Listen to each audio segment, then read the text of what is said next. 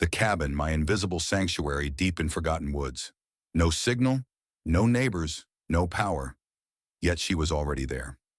What if everything you believed was a lie? Tannen Mitchell, 34, gaunt. I watched Alara Vance, 32, auburn hair, rumpled coat, through the dusty pane, silent, still, expecting me. The door groaned open. Her first words, "It wasn't supposed to be you." My blood froze. This single sentence changed everything. 4 months prior, a screaming silence. House dark, save a golden glow beneath our bedroom door. Our tradition shattered. I pushed the door. Ilara sat, fully dressed, clutching her phone. She looked up, manufactured smile. "Oh, Tannen, you're early. Didn't think you'd make it." That rehearsed line wasn't for me. She expected someone else. "Do you recognize the subtle signs of betrayal?" I retreated. Out of that room, that house, that life. I erased myself. New city, new identity, fake trail. I ceased to exist. Here's what no one will tell you about disappearing. Your past can always find you. Now she stood in my sanctuary, her next whispered confession threatening to unravel me. She hadn't waited. Let herself in. That broke me. Months hidden, only for her to walk in. How could she find me? She wore a silver necklace I hadn't bought, a cheap trinket that burned. I'd wanted to believe. She made lying easy. "I didn't come here to fight," she stated, unnaturally calm. I watched her inventory my brokenness in the sparse cabin. No mirrors. "You left before I could explain," she said. My jaw clenched. "Explain what?" "Tannen, I wasn't supposed to hurt you." My stomach churned. Not the act, the smile afterward. "Why are you here?" She stepped forward, hands trembling. In that photograph, the one I'd burned. Some truths refused to stay buried. A Lilara and Grayson Hayes too close. A co-worker, she'd said. I'd believed. Now, water-stained, resurrected. "You were never supposed to see that," she whispered. "No," I countered. "I was supposed to be the fool who never did." Her lip trembled. I refused her pain. Now she wanted to rewind. "Why are you here?" She sat. "Because he's missing," she whispered. "Grayson disappeared 3 days ago. No note, no trace. His last message, chilling. He knows everything. Tell him nothing. Your life will change in 7 days." My heart plummeted. Grayson? I wanted to believe it a setup, but the fear in her eyes wasn't fake. Still, I wouldn't drop my guard. "Maybe he ran off," I sneered. "His specialty?" She flinched. "Not about that. Grayson was scared, Tannen. Now I am too." My name on her lips bruised. "Tell me everything." She looked around. "Started as a joke," she began, voice shaking. "Drunken kiss. But Grayson got obsessive, possessive, tracking, emails." I scoffed. "Now you tell me?" "Didn't realize how deep it went," she snapped. "Blackmailing me. Photos, messages. He threatened to ruin us. If you found out, he'd deny everything. Leave me fallout." She looked down. "The night you walked in, he was supposed to be there. I was trying to end it. Thought he understood." My hands were shaking when I heard it. Cabin felt colder. Shadows shifted. "Why come here? Why now?" "Grayson didn't just vanish. Someone broke into my apartment. Left something." "What?" She pulled a folded napkin. Crude sketch, my face. Shaky black ink. "You were always first." That trembling paper. My own face. A hurried threat. The writing, uneven, desperate. My ears rang. I stood, chair scraping.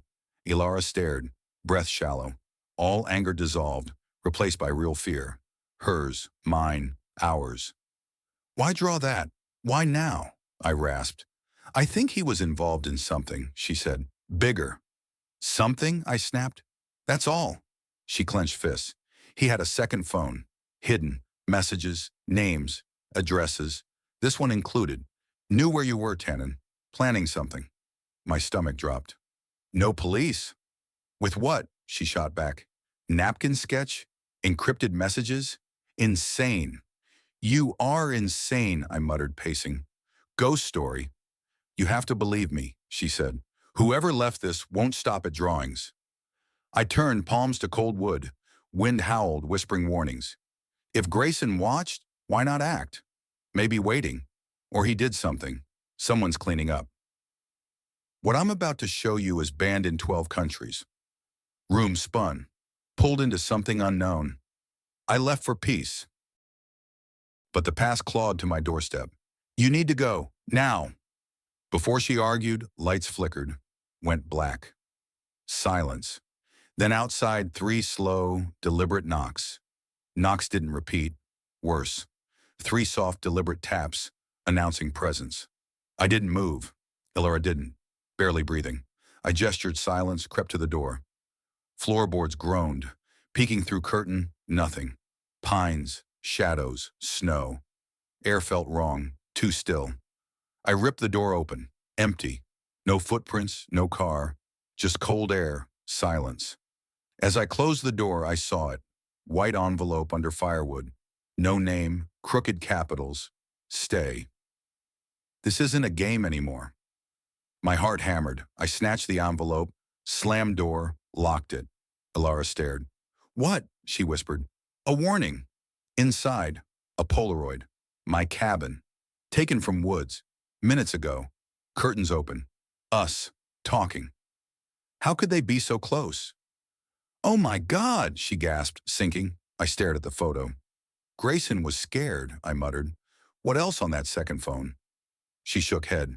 Strange numbers, locations, most out of state, except one. Where? Your mother's address and a date tomorrow. Panic. Pure. Helpless. My mother. Thought me dead. She was on that list. We need to leave, and I said, now. What if they're watching? Then move fast and stay quiet. Act now or regret it later. I grabbed photo and napkin, shoved them in my coat, reached for keys, car battery unhooked, disconnected. Someone wanted us to know they were close, in control. 95% of people miss this simple trick. My fingers flew, yanking the hood. Hadn't touched an engine in years. Battery cables neatly disconnected. Polite disabling. I reattached them, trembling. Ilara hovered, shivering. Stop! Read this before you go any further. I started engine, disbelieving. She slammed passenger door. Go, she whispered. I peeled out, gravel spraying. Away from cabin, envelope, quiet knocks. Road twisted endlessly. 10 miles out, she spoke. Another name, her voice dry.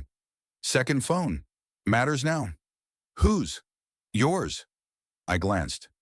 Not Truman. A nickname. I called you years ago. Next to a location pin. Same day you disappeared. I gripped wheel. He knew where I went. Sent someone to find or follow me. Your life will never be the same after this discovery. It clicked. Motel feeling.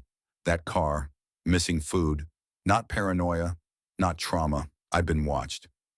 The truth was far more sinister than I imagined. Hours passed. Destination?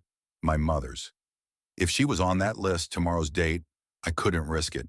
Her driveway, normal. Porch light, no intrusion. But by the front door, a second envelope. Smaller, same shaky handwriting. Open alone. Ready to learn the shocking truth? I stared, told her to wait. Stepped onto porch. Heart pounding, tore it open. No photo, no threat. Just a note. He took from me, too. But I'm done now. You won't hear from me again. Tell her the truth. She didn't know everything. Jude. Jude, not Grayson. Someone else. In background, pulling strings, watching us unravel, finished, changed everything. Back at car, she rolled window down. Well? I handed her note. She read it, lips moving. Expected panic. Instead, she cried. Quiet, breathless sobs. Her face wasn't same. I didn't know, she whispered. I swear, Tannen, I didn't know everything. For first time, I believed her. I burst into tears of joy. We stayed at my mother's. Nothing happened. No knocks, no shadows. just warmth, familiar smells. Old memories, hurting less in mourning. I didn't take her back, not this story. But I forgave her, not because she earned it, but because I deserved peace more than revenge. I stopped running. When I left again, it wasn't to disappear, it was to live.